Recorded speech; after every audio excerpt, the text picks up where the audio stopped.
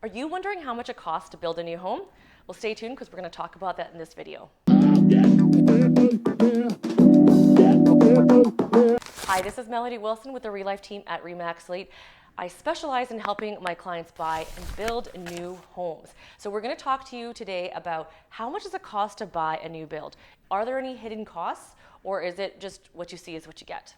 So I'm sure you can think the answer is going to be there's a lot of hidden costs that you may not know. If you're walking into a show home, the sales rep may not be telling you all the costs, not because they're not trying to, but because they don't necessarily think of all of the things that are going to impact you. They're just thinking about how much the house costs to build.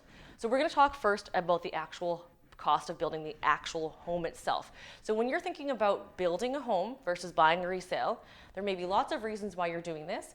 Maybe one of them is cost savings. Now, in the past few years in Alberta, our economy has been pretty poor and the house prices have been quite low, especially in the new build. They've been doing a lot of incentives. At the time of filming in the last year, the market has changed, the demand has increased, and the cost of building has increased with the cost of lumber. So the price of the home itself has risen.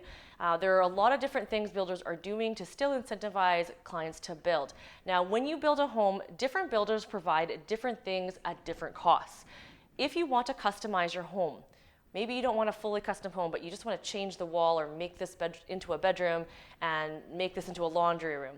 Some builders charge you money for that and some do not. You're going to want to know what your builder is charging you. Now, when I work with my clients, we walk through that and I make sure that when I understand what things they want in their new build, I will partner you with the proper builder that's going to be the most cost effective and the best quality. So just because somebody's willing to do the changes for you, how much experience do they have in doing that? Because the cost of that could be detrimental. You could buy a home and make all these changes to fit your budget, make the home smaller to fit your budget, but when you walk into that home, it's not what you expected it to be. So we want to make sure that that's all something that you would be happy with this home, not something that you would regret not having spent that extra $1,000 or $2,000. If you're looking at moving walls, depending on how much work it is, it could be as little as $0 change all the way up to $5,000, $10,000. It just depends on what you're doing. Now, the other thing is you have to look at what the basic things and standard things that the builder offers in their standard spec, so standard specification. Some builders offer by standard the engineered hardwood and tile. Some builders offer luxury vinyl planking, and that's all they offer. You have to look at the cost of, is it the thick kind of LVP or the thin LVP? Other builders also have different standards in terms of triple pane windows, which most are, but beware because some of the homes you think are really great and cheap in price could potentially be double paned windows. You can't assume that everyone has the same standards. All builders operate on different building standards, but they have all the same building codes to meet. For example, some builders have spray foam rim joists and others just put the batted insulation in. It's code to have it insulated, but it doesn't mean that they're going to choose the more expensive route, which is the spray foam. There's lots of different things that the builders will include and not include. That potentially could cost you more money if you wanted to upgrade. So if you wanted to have the hardwood floors or the luxury vinyl plank and it's not included, you may still be able to do it, but it'll come at a price. Same as, is 8-foot ceiling standard or is 9-foot ceiling standards? If 9-foot ceilings are a standard, you don't pay anything. If you're going with a builder who does 8-foot as standard and you want 9-foot, they'll do it for you, but they'll charge you more money. So you have to think about those things as well. Now, how about the other upgrades? What are the things that you might want in your kitchen? Do you want a sill granite sink? Is that a standard, or is that something that you have to pay extra for with the builder?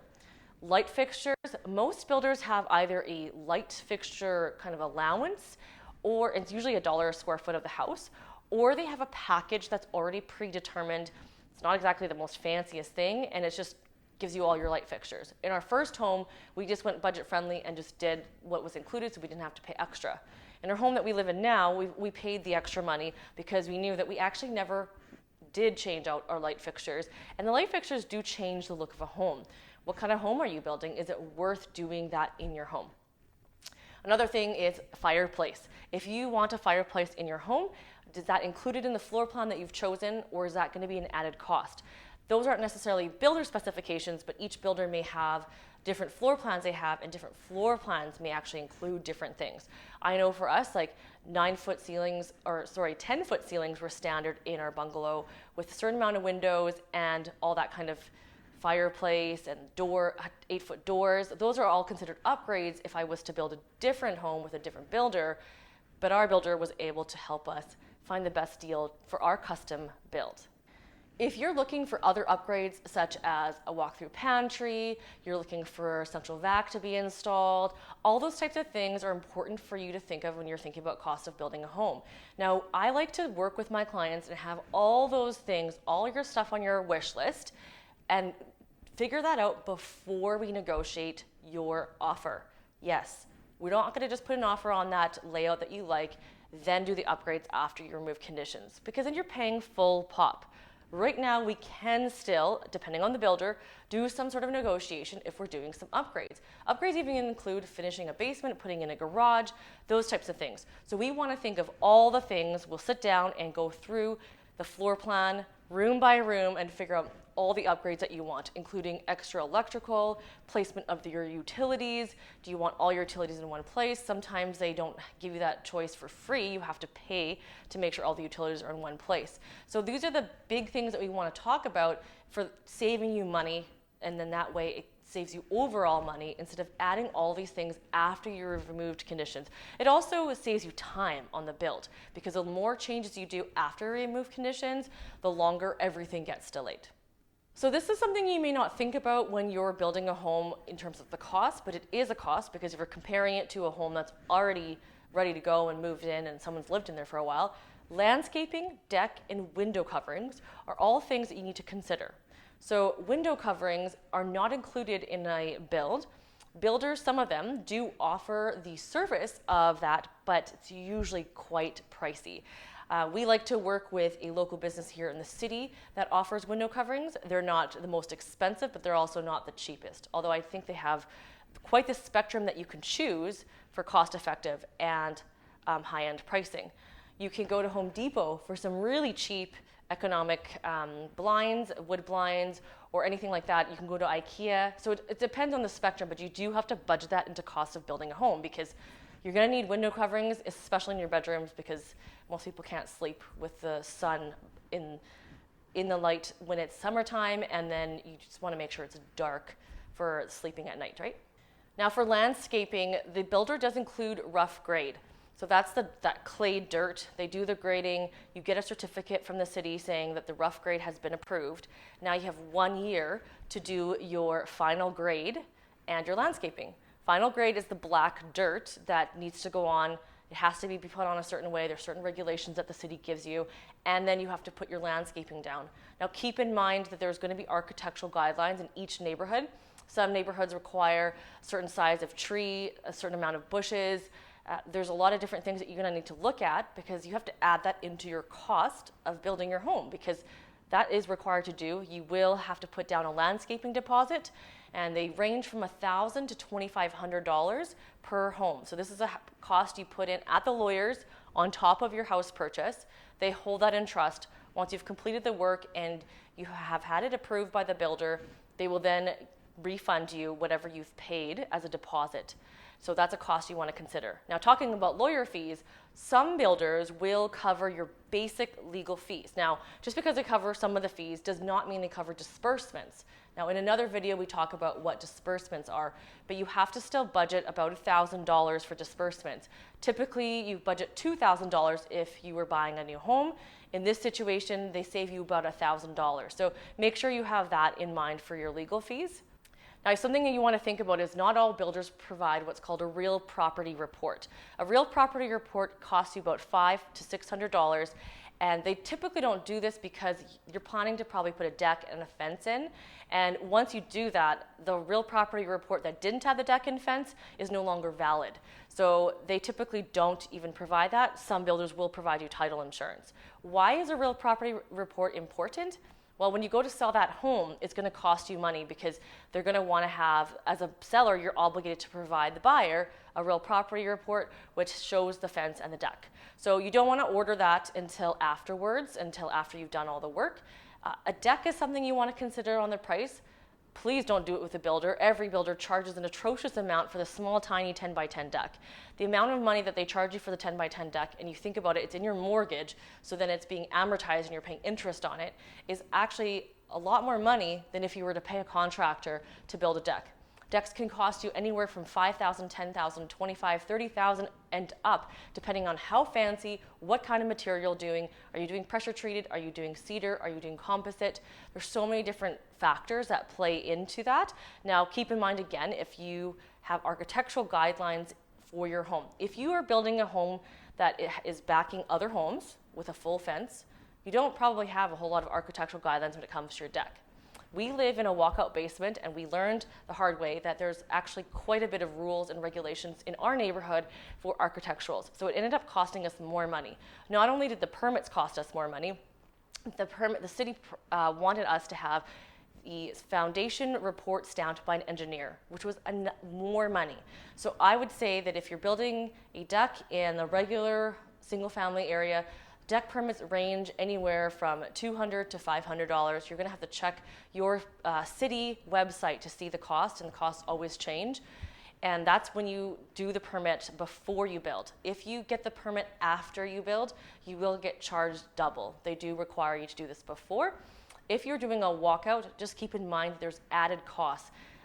When I called around for different engineer quotes for the pricing for looking at stamping this foundation report, it cost anywhere from $900 to $1,200 extra. You also have to pay for a designer. If you don't know how to draw out the plans, you're going to have to pay for someone to do that. If you have a contractor do it, make sure that they're able to apply for the permits for you as well. Another cost for building a new home is the air conditioning. Now, air conditioning is not necessary in Edmonton. However, I do recommend it if you have a 2-story because it gets quite hot in the summer. However, our summers are quite short, and depending on where you're coming from or if you're used to living in these Edmonton summers, it may not be worth the money for you. But air conditioning does cost money for permits, and if you get a permit, but you're supposed to, and if you do it with the builder, they always charge you more money. They definitely charge you a lot more. Some upgrades are worth to do with the builder, and other upgrades like the deck and the air conditioning aren't usually worthwhile doing. Now, we talked briefly about landscaping and sod and trees and all that stuff. If you're thinking about the costs for that, you just want to budget depending on the size of your lot. Now, some lots, for the most part, are quite standard and smaller in Edmonton. So if you budget anywhere from $5,000 to $10,000, and also your deck, it all depends if you're doing the labor or if you're hiring someone to do the labor for you. Don't forget for the fence, you're able to share with your neighbor. So good neighbors actually share the fence costs 50-50. So you've got your side neighbors and your back neighbor. So you shouldn't have to pay too much money for it. Now keep in mind, the wood prices have gone sky high. Last year, it was half the price almost of what the wood is costing us now. One of the things I forgot to mention when you're building the house is the architectural guidelines in the area of your home could actually cost you more money, not to do with the layout or the floor plan that you've chosen, but the neighborhood requires certain types of finishing on the outside of your home. If you are a walkout basement, or if you are a corner lot and you have more exposure, or you're backing a walking path, there's more requirements that the developer requires you to have.